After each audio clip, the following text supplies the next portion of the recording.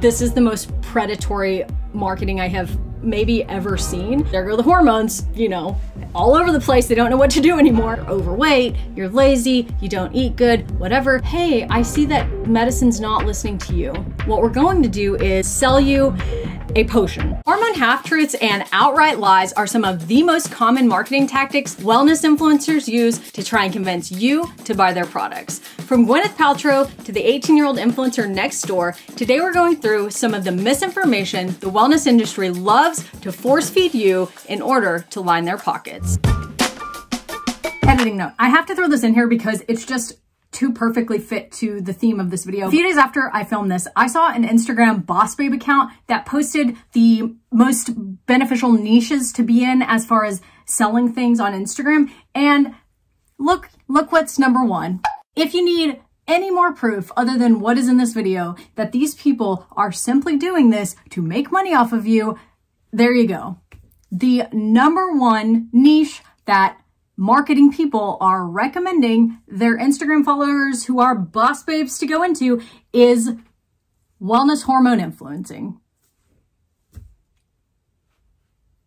I mean, it shouldn't even be a thing, but there you go. It's not only a thing, it is a profitable thing. Do not buy things from these people. Now, please allow me to debunk the myths that they tell to get themselves to the number one spot on that list. The cycle syncing myth.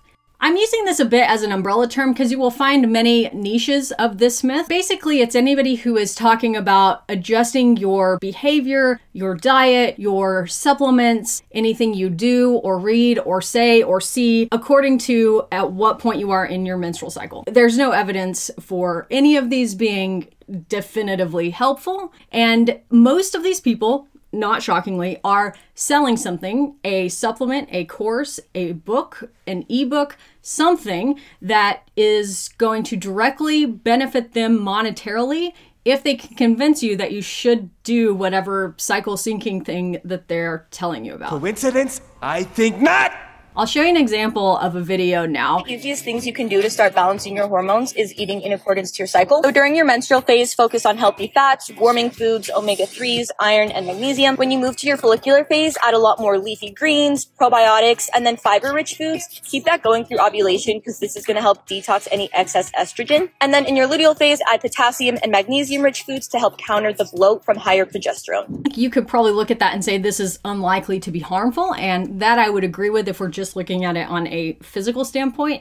The harm in these I see as more convincing people to buy things from you. She uses in this video a tactic that is not uncommon in some of these, where they kind of take a little morsel of reality or research that they could either quote or put as a citation, and they kind of draw this magnificent conclusion from it. In your luteal phase, add potassium and magnesium-rich foods to help counter the bloat from higher progesterone. That is true-ish. There's some studies that say maybe taking a magnesium supplement can reduce PMS symptoms. However, even in the only two studies that I know about that are on this topic, the daily magnesium supplementation, meaning through the whole menstrual cycle, like every day, not just a certain number of days in the certain point of your cycle, the everyday group seemed to have a more significant reduction in their PMS symptoms. So that would kind of go directly against the cycling thing as it is. You will be hard pressed to find any dietitian who says that this kind of micro level changing of diets is going to be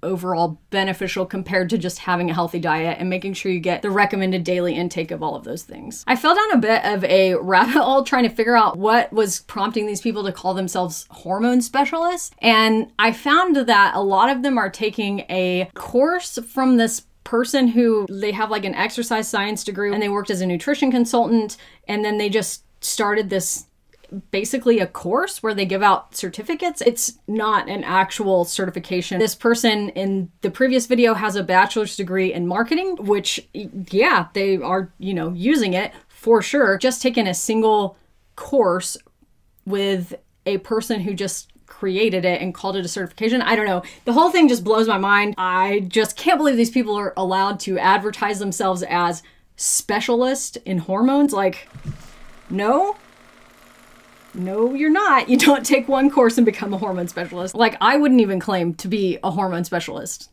And I know a lot about hormones. It's a huge part of my job every day, but even I would defer that to people who are actual hormone specialists. The myth of hormonal imbalance. I feel like just about every single thing I could come up with that could go wrong in your body, or feeling you could have, or thought that could cross your mind, you could probably find an influencer somewhere on the World Wide Web who is saying that a hormonal imbalance is the reason you feel that way. So let's just start out with a video, and then we'll talk a little bit about why this is problematic. If you have these symptoms, you might have a hormonal imbalance. First one is mood swings. Number 2 is heavy or extremely painful periods. Low libido due to an imbalance in estrogen or testosterone. Insomnia or poor quality of sleep, and this can also result in night sweats. Unexplained weight gain. This can also be from PCOS or underactive thyroid. The last one is acne from high levels of androgen hormone. Balancing hormones is often used as a kind of catch-all phrase in discussions of how you're feeling and what can be going on in your body.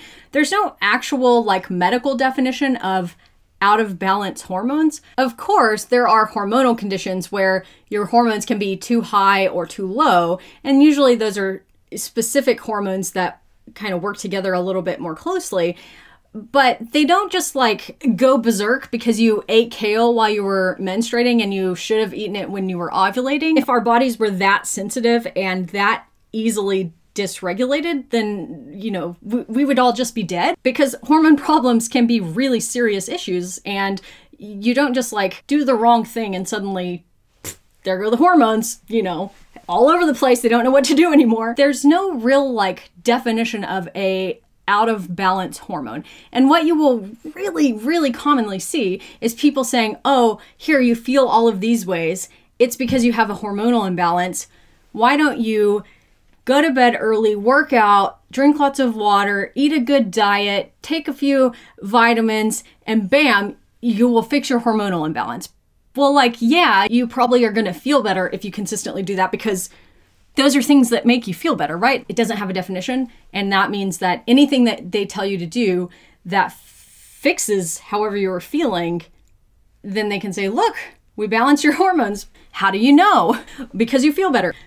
Thank you. It is additionally concerning to me that this person is a pharmacist. That is someone who has been traditionally held in very high regard with respect to the expectation that they will be giving you information that is safe and accurate, right? So the level of expectation in my mind for a pharmacist is exceedingly higher than an influencer with a bachelor's in marketing, and it should be. So when I see someone who is undoubtedly quite privy to the information that the things that they listed in this video, at least some of them, could be signs of really serious medical conditions that need to be looked at, I am bothered by the fact that they say, follow me and I'll teach you how to fix it. And you go to their page and it's a billboard of the supplements they're selling. And nowhere in that video, at least that I saw, did they say check with your doctor first, make sure there's nothing bad going on, and then come back and buy my supplements. Supplements, can they be helpful? I don't know. Sure, maybe in some situations. But, first maybe make sure that you don't have uterine cancer or something. I don't know. That seems like a decent recommendation, which a person who has a doctorate in pharmacy might tell you to get checked out first. That's just me. The myth of estrogen dominance. This is a phrase that is dated back to a book that was published in 1996, and it was kind of presented as a theory of how if you have normal levels on a lab test of estrogen and progesterone, that if those are actually in a specific ratio that is not precisely what it should be or in the range that it should be, that even with overall normal levels, it could still be the cause of your problems. Despite the fact that over 25 years have gone by since that was initially presented as an idea, there are no scientific studies that have confirmed that estrogen dominance is actually a medical thing that happens or causes problems. So this is a marketing term. It is not present in any medical literature, scientific data, textbooks, anything like that, because there's nothing that we've ever found that says it's actually true. So it is a marketing term, and it's a good one. It's actually one of the first influencer marketing terms I learned in the hormone influencer space. And that was way back in the blog days of like 2010. So, you know, it's got sticking power as well. I will show you this video and then we'll talk a little bit more about what they say estrogen dominance is and why I think it's important we talk about it. Signs you have high estrogen. Super heavy periods or you bleed for longer than 7 days. Clots that are as big as a quarter or larger. Breast tenderness and cramping. More constipated before your period. Sugar cravings and more mood swings. And these are all signs of having high levels of estrogen. Follow me for more tips on hormones and your fertility. Any myriad of things that can actually elevate your estrogen levels could be associated with those signs and symptoms that they list.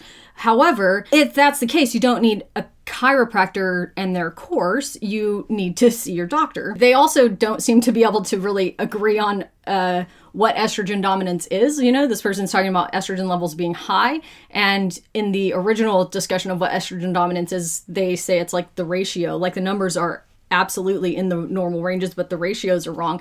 I don't know why I would expect everybody to agree on it since it's not a real thing, but it's interesting that even between various videos, you will find wide differences in what people are calling estrogen dominance.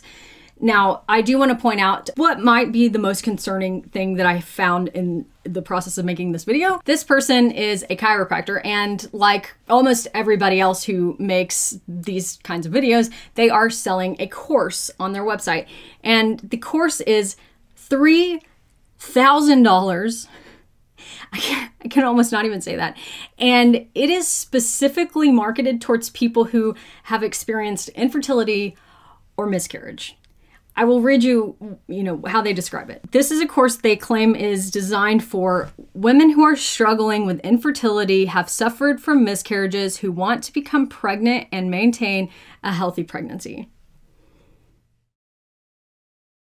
Aside from the very obvious fact that they absolutely cannot guarantee that, this is the most predatory marketing I have maybe ever seen, to sell someone for thousands of dollars a course on adjusting their diet and supplements in order to avoid another miscarriage. Like, don't get me wrong. I think there is absolutely room for optimizing your health for pregnancy, but a chiropractor selling a $3,000 course specifically marketed towards you for that is...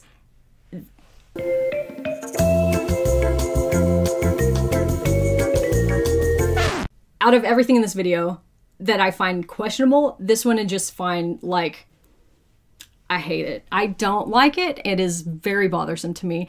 And, there are people who will spend that kind of money because they are desperate to have a healthy baby. And they think, maybe this will work. I have one more video on estrogen dominance that I want to watch with you. And this one is mainly because I want to drive home the point that even people who have things like a hormone specialist in their bio oftentimes are lacking in even the most basic conceptualization of what a normal hormone process is over the course of your menstrual cycle. And I also want you to recognize the fact that it is by design that most of these people are never talking about any of the 40 plus other hormones in your body except for estrogen, progesterone, and thyroid, and then maybe anything that's kind of peripherally related to those. That is by design. They are taking a group of people, you and I, who have been written off by traditional medicine, right? So you have this problem, nobody's helping you, nobody's listening to you, it keeps getting worse, nobody cares, you are just told, you're overweight, you're lazy, you don't eat good, whatever. They're taking these people who have been disenfranchised because their problem was written off and nobody will listen to them, and they're gathering you up and they're saying, hey, I see that medicine's not listening to you. What we're going to do is take advantage of the fact that you're vulnerable right now and sell you a potion. And it will fix you, but it won't fix you, and you will still have whatever problem was there before. You might feel better because you're eating better, you're optimizing your diet, nutrition, and all those things. No problem with any of that, but I have a problem with marketing it as a fix-all for things that very intentionally they have chosen because the people who have those problems are often ignored by the medical system. Don't get me wrong, really good cause here for a discussion around why that happens and how healthcare can do better with it. It is equally as problematic to intentionally take those people and turn them into money in your pocket. This is for all the females out there. You're going to want to save this one. If you've gotten your hormone levels checked and your results came back normal, they're within the standard range, you want to look at your progesterone to estrogen ratio. Unfortunately, most lab results fail to show this. The lab reports don't include it because it's not a real thing. I'm going to show you how to calculate this yourself. The thing we're going to want to do is convert PG to NG. And since 2 very boring minutes later. Progesterone to estrogen ratio is 71:1. An optimal range is anywhere between 2 to 300 to 1. Anything below that will indicate estrogen dominance, and anything above that will indicate progesterone dominance. I'm going to put an image on the screen and I want you to look at it. And if you watched the menstrual cycle video, you may already have picked up on it.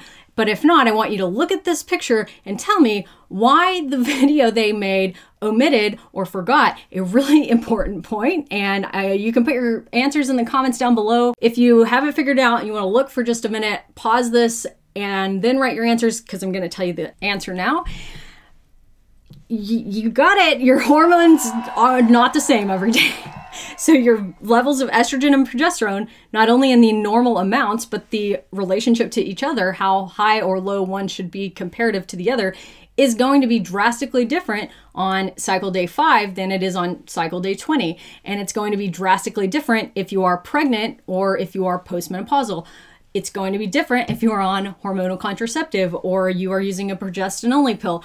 All of these things and many other things affect what that relationship should look like and what it should be. As a special treat, I have spent way too many minutes, potentially hours, of my life looking into this for myself, just to see exactly how ridiculous it was. And it is. So I got my own estrogen and progesterone levels from various points in my cycle, and I calculated my ratio according to their very scientific equation. Despite being definitely fine, my numbers ranged from 10 to just under 200 for the ratio.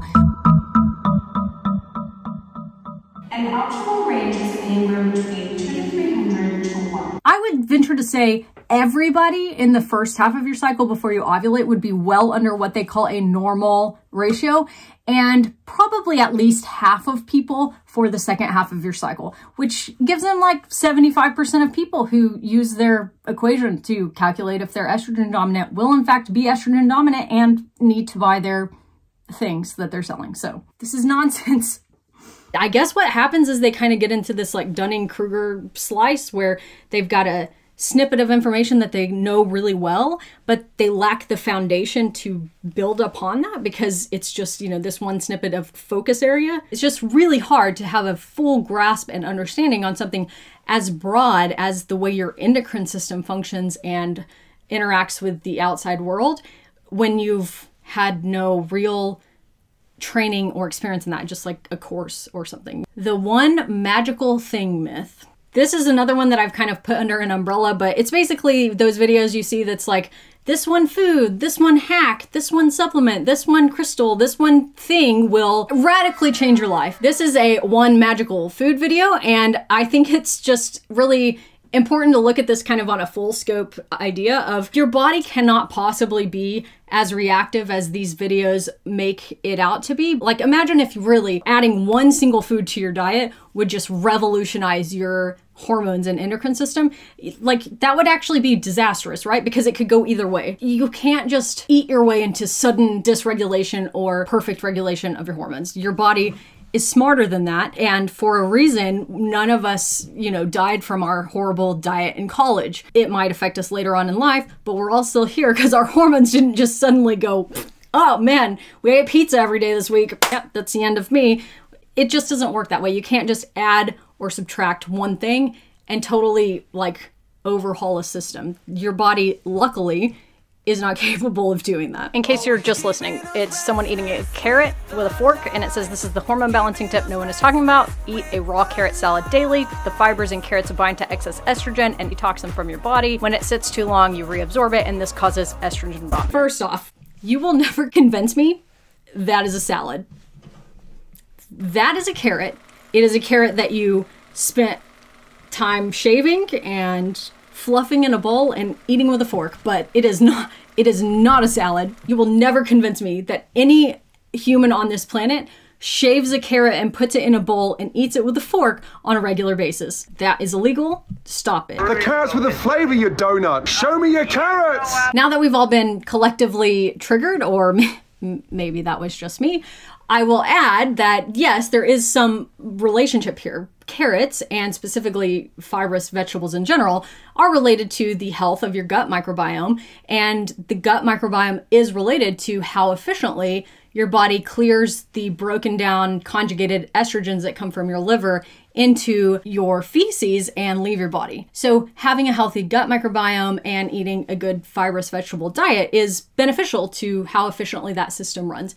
That being said, you don't add one magical food and overhaul that system. Just focus on having a good varied diet. If you want more specifics, you should talk to a registered dietitian, and I think most of them will help you make sure you're meeting the daily needs for vitamins and minerals and nutrients and all the things that you need to be healthy, because that is way more important than, you know, one magical fix. And don't forget that these people are selling things. I promise, if you find a video and you're like, huh, this seems kind of similar to that video that MDJ made, and I wonder if this is also a little bit wackadoodle. Click on their profile, go see what they're selling. Does something they're selling directly benefit from you believing their one magical food or their one magical supplement or their estrogen dominance video? If yes, then that was an appropriately placed flag. And I hope that's what you kind of get out of these videos, a little bit of learning